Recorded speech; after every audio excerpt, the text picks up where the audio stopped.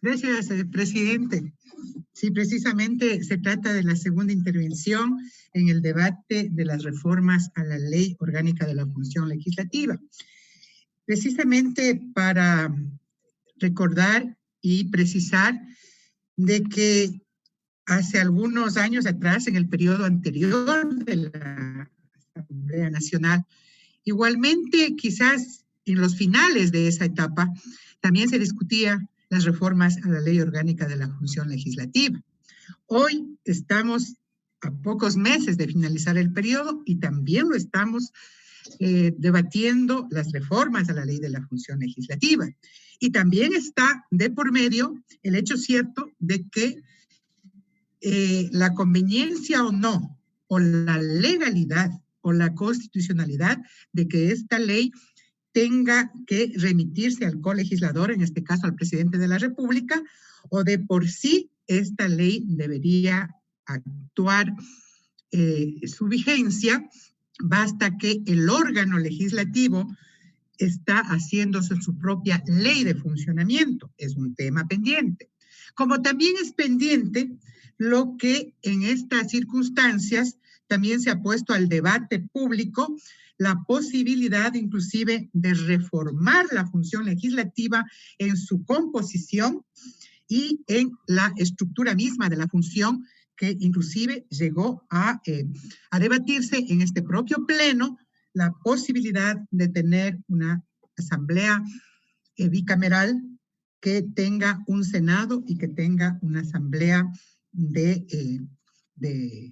representantes provinciales. Mire usted, ese es el panorama entonces tan cambiante que nos permite realmente afirmar que cuando el órgano político del Estado, que se llama Asamblea Nacional o Función Legislativa, está sujeto precisamente a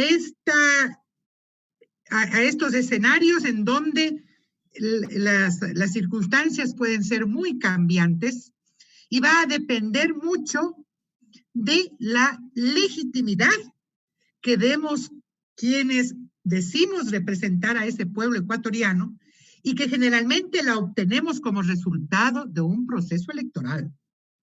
Por eso es importante entender lo que la función tiene como responsabilidad y es garantizar el espacio de la democracia que se lo hace a través de las deliberaciones o a través del debate.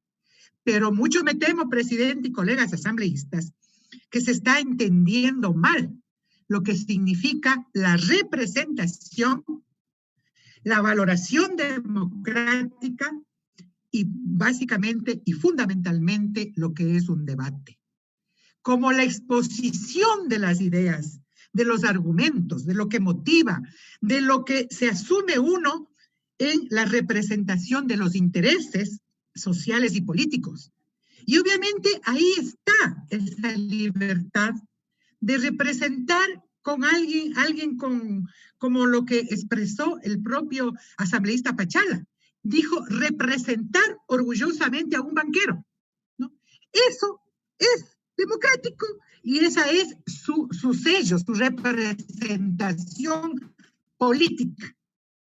Y en función de esos intereses, actuamos, debatimos, expresamos opiniones. Sí, es legítimo para mí que el asambleísta Pachala diga que se siente orgulloso de representar al banquero y obviamente, o sea, porque es el jefe de su partido y él además es jefe de toda una bancada legislativa.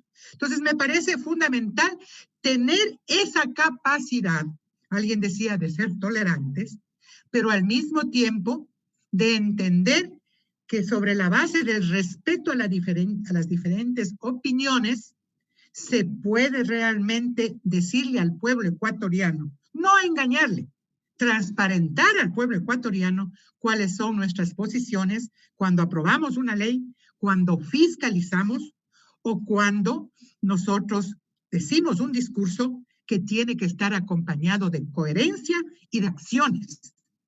No se puede representar algo, tener un discurso y pretender hacer creer al pueblo ecuatoriano que estamos actuando en la defensa de sus intereses. Y no porque alguien nos quiera juzgar de una forma o de otra, sino porque es irrespetar la inteligencia del pueblo ecuatoriano. Y eso es precisamente a veces la intolerancia que deberíamos tener.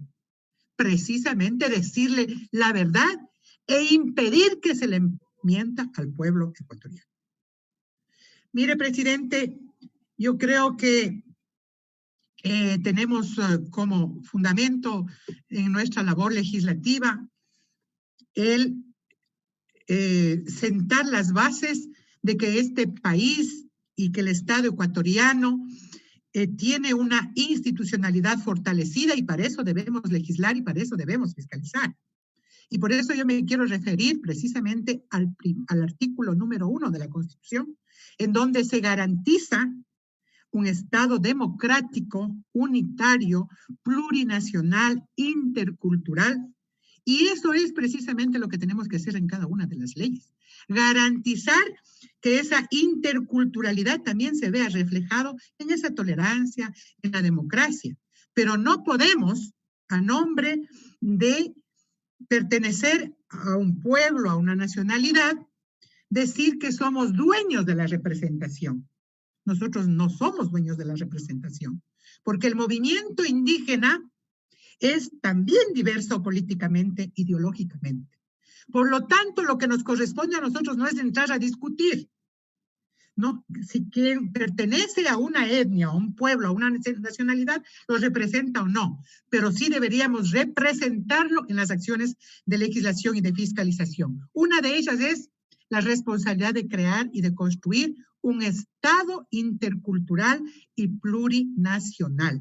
Y cuando decimos eso, estamos y debemos garantizar los derechos colectivos de esos pueblos, y no solamente del movimiento indígena, sino de los pueblos afrodescendientes, de los pueblos montubios. Eso dice la Constitución. Y en la ley, precisamente, cuando se refiere a la Comisión de Derechos Colectivos, únicamente se restringe al pueblo indígena. Hay que señalar y visibilizar que hay otros pueblos como es el pueblo afrodescendiente y el pueblo montubio. Esa es una observación muy asambleísta, le pido por favor concluir su intervención, ya que es su segunda intervención, por lo que está ya un poco... Así es. Entonces, en el punto correspondiente de la Comisión de los Derechos Colectivos, no es únicamente de los pueblos indígenas, sino del pueblo afrodescendiente también y del pueblo montubio. En el artículo 10, donde se garantiza el principio democrático de elegir a las autoridades de acuerdo a la votación mayoritaria, me parece fundamental que en esta asamblea también debería incluirse la paridad de género y precisamente la interculturalidad. No podemos hacer leyes en donde se exija la representación de los hombres, de las mujeres en igualdad de condiciones y en la asamblea tener autoridades en donde esto no se aplique. Me parece fundamental observar en el artículo 10. En el artículo 21 sobre las comisiones especializadas, en el numeral 8, respecto a las competencias de las comisiones de la Comisión de GATS, incluir, ya que no se crea, como alguien propuso, una comisión específica para fronteras, incluir dentro de la competencia de comisión de GATS el tema de fronteras, el tema amazónico y el tema de Galápagos. En el numeral 12 de este artículo 21, sobre los derechos colectivos de las comunidades y nacionalidades indígenas, igualmente insistir en el tema de afrodescendencia y montubios. Y en el artículo 9, finalmente garantizar el tema de la paridad en la conformación del Comité de Ética. Artículo 30 sobre la unidad técnica legislativa en el literal B. Precisamente la concordancia de la competencia sobre observar la concordancia de proyectos de ley con la legislación internacional. Recordar que el sistema universal de derechos humanos tiene instrumentos como las comisiones y sus informes anuales. Por lo Muchas tanto, gracias, asambleísta Salgado. Los mecanismos de derechos humanos. Gracias, presidente. Estas son las observaciones y ratifico el apoyo y la necesidad de reformar esta ley, sabiendo que cambiarán las condiciones dentro de poco tiempo y tendremos la mayor legitimidad para decir que legislar y fiscalizar responde a los intereses del pueblo y no a intereses de élites, peor aún, de quienes teniendo el poder económico pretenden sojuzgar a la mayoría del pueblo ecuatoriano, utilizando la representación inclusive de los pobres y de los pueblos indígenas en este país. Muchísimas gracias.